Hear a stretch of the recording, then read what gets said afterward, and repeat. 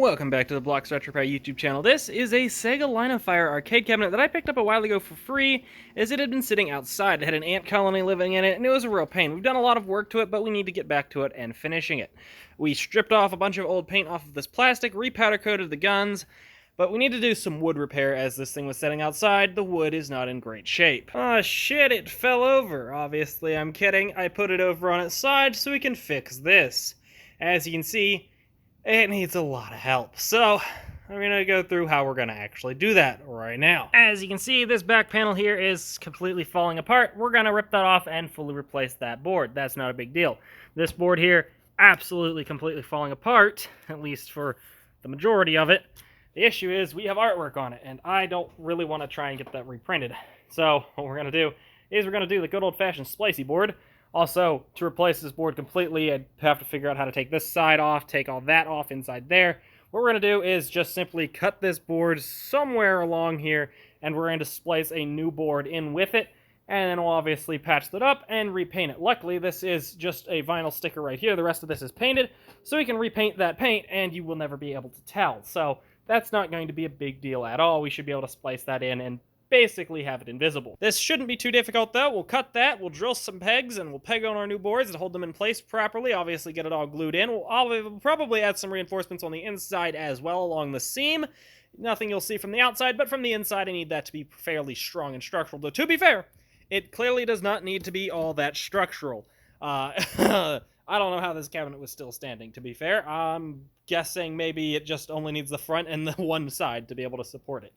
Clearly, that's not supporting much. And maybe we'll get to the front of this board and we'll find the front of this is fine. I'll only have to splice out, like, that section, but we'll see. And you check on all the previous videos of this. I've had this before. Somebody tried to do a quick flip on this machine, and they didn't tape anything off, and they just spray bombed it. As you can see, they spray painted over this power switch button sticker here. They spray painted over one of the logos on the front. I believe that plate was spray painted over. Actually, yeah, that plate was spray painted over. The guns, all of the stickers, the entire nice green plastics were spray painted black. The powder coat was spray painted black. All that's been repaired at this point, but man, I gotta love quick flips. If I was a much scummier person, I would have just spray bombed this with some good old-fashioned black spray paint and called it a day and sold it on. Would have made a lot more money. First off, we're going to pull off this back panel here, and we'll see where we're at. Honestly, the more I look at this side panel, the more I'm thinking we might have to just replace the whole thing. We'll see. But let's get this panel off here. This one we know we got to replace the whole thing. We're going to have to dismount all of the things that we obviously can't take with the board. The fan, the metal box here. I think that's it, actually. I was like, I wonder how well this is attached. Not at all. So that'll be easy to take off. Got that off. Also found an antique pack of Smarties and some coins down here in the bottom. As you can see, again, this bottom board, surprisingly good shape. This sideboard, surprisingly bad shape. This either looks a lot worse to you or a lot better to you. To me, it looks a lot better because this way, we can confirm that this plywood is still plenty sturdy and strong. That is very nice, very good plywood. I'll have to cut this out here, but I couldn't do that with the circular saw.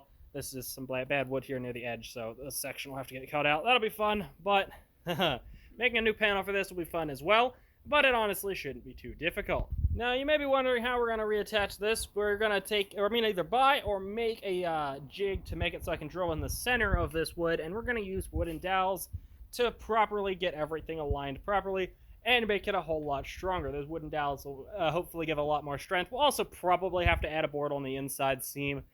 It won't look great from the inside, but hey, who's going to look on the inside? At least it'll be sturdy. I'd rather have it look somewhat incorrect from the inside than it to be not sturdy. So we'll deal with that. Now what we're going to do is go ahead and get our new board to mount in here. So I'm going to go through my boards and see if I have one that's large enough that I can cut to fit. And then we gotta mark it off and cut it to fit. Now we just need to cut out this weird shape. Now this, as you can tell, is not furniture grade plywood. You would normally want to use furniture grade plywood, but I don't have any right now, and I'm not wanting to go out and spend $80 on a sheet of plywood for this. Also, since we have to do so much bodywork to blend in our seam, it doesn't really matter to just extend that bodywork down to smooth out this board, and once it's painted and smoothed out properly, you won't be able to tell, and that's what we're going for here. So, let's get this cut out. Got it to fit a little bit better, but what we need to do now is we need to mark where our grooves need to be so we can actually properly slot this in. So, I'm going to get a pencil and start marking, and then we're going to take this over to the table saw because that's the easiest way I have to cut these grooves. There we go. I drew the wrong line at first. We're gonna ignore that. That's the correct groove. Now this groove here, I didn't want to cut out this section here, so I cut it as close as I was wanting to cut it on the table saw, which means now we need to take a chisel and just knock out this little section right here.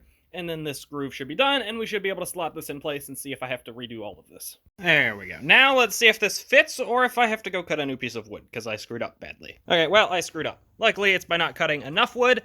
I need to cut my groove one slot lower, so it'll slide up just that little bit to fill in that gap. There we go. That's looking much better. I'm gonna go hop in CAD, design a little jig so we can actually drill our holes properly centered, and then we can get this thing pegged on. I went ahead and cut our T-trim slot a while, because if I messed it up, I wanted to be able to fix that in the bodyworking stage, but it cut correctly because I'm using a proper bit in a proper router. Get yourself a T-molding cutting tool if you're actually going to be installing T-molding or doing something like this. I've tried using a Dremel. For small, short patches, it works great, but for long edges like this, you will never get it straight enough. Get a proper tool for that. They're not expensive. The Dremel might be, I mean, not the Dremel, the router might be, but the bits aren't. They're like $15. So, do that. I also forgot to cut the groove here for the back door to slot into, so I went ahead and did that as well. So we are good to go there. The 3D printing, 3D printed jig is 3D printing, so we can actually get this attached, so it's not attached yet. But once that finishes printing, we'll go ahead and do that. Now, we're working on our new back panel there. As you can see, I went ahead and routed out our fan hole and our power box hole. Now what I'm going to do is line this back up once again, and we're going to pre-drill all of our holes. Easiest way to get them in the exact right spot. Once we do that, we'll mark it, and we'll cut our groove the same way we did the other things on this table saw here. Super easy for these straight grooves, a lot easier than setting up a thing for the router and all that. Again, if you had a router table maybe, but it just works perfectly fine on something like this for a straight cut like that. Super easy. They also actually sell wide blades, but you don't need to do that. Just run it through a couple times. There we go. That looks absolutely perfect. So I think my 3D print is done. So I'm gonna go grab that, and I think we can start gluing this stuff. Here is the 3D printed jig that I made. This is so I can put a line, and then I can line it up on both sides of the board and drill the hole in the exact center of said board. So that's exactly what we're gonna do. We're gonna put a couple holes throughout this that we're going to run pegs through to actually attach this board with some meaningful strength. There we go. Those lined up perfectly. That'll add so much extra structure to this, especially because we'll also put the board on the inside as well. We should hopefully not have any issues with this cracking. I was debating about adding a peg up here, but honestly I don't think it's necessary, as it'll be attached to this original board right here, and that'll add it plenty of structure and keep it nice and flush, so that should be no issues whatsoever. I just wanted something here in the middle.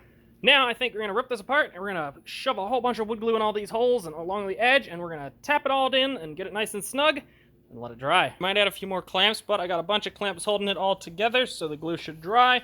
I put a lot of glue, so I put a board to catch the drippage, because I figure more glue is better than too little glue. So I also got this back panel glued on. So now I gotta wait a long time for this 700 pounds of glue to dry. While it's drying, we might as well also shoot some nails into it. So I'm gonna go around and do that, shoot a couple nails in all the places that, well, need nails.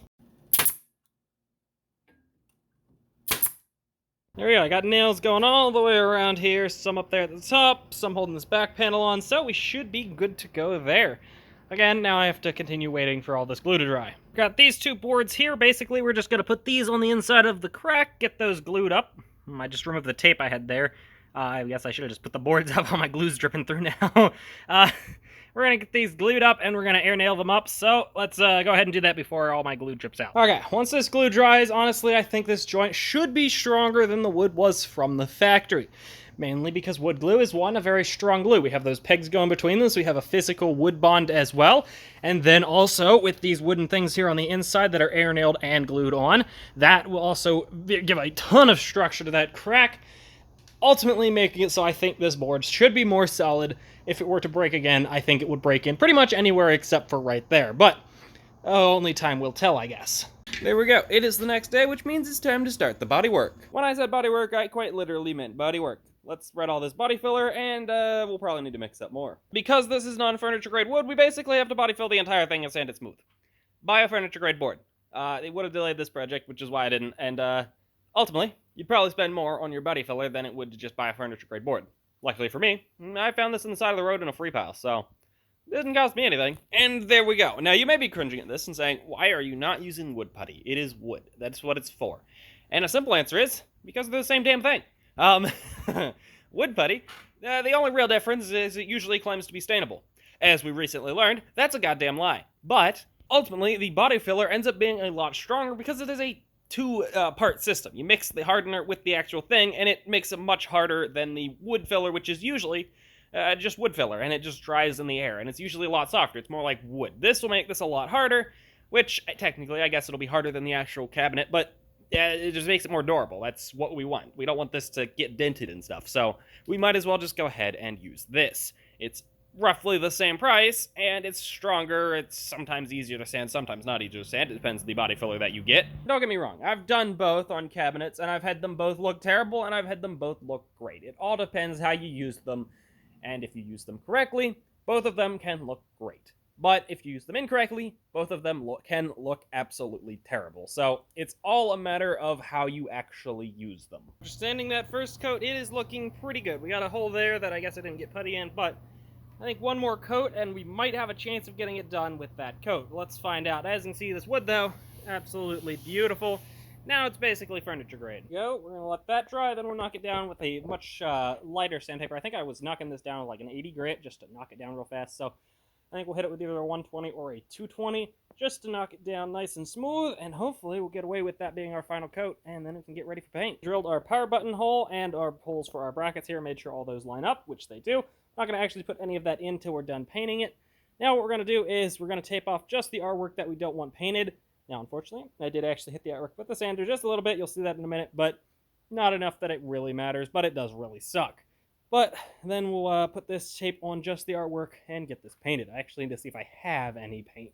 That's what I mean. I accidentally hit it with the sander there. Luckily, this artwork's not perfect condition. It's scratched up. There's giant chunks ripped in it. So, not the worst I could have done, but it still really sucks.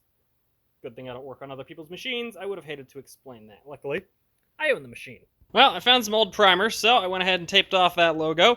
I cleaned it up. Now let's hit this with some old primer and see if we can tell where our seam is. Well, that can had basically nothing left in it. I was able to do a very thin coat on everything, but not actually thick enough to hide the grain of the wood even, and especially not cover the black original paint. I wasn't too happy with that seam, so I put a little bit of glazing putty type stuff there in the crack there to help fill that to make it a little more invisible.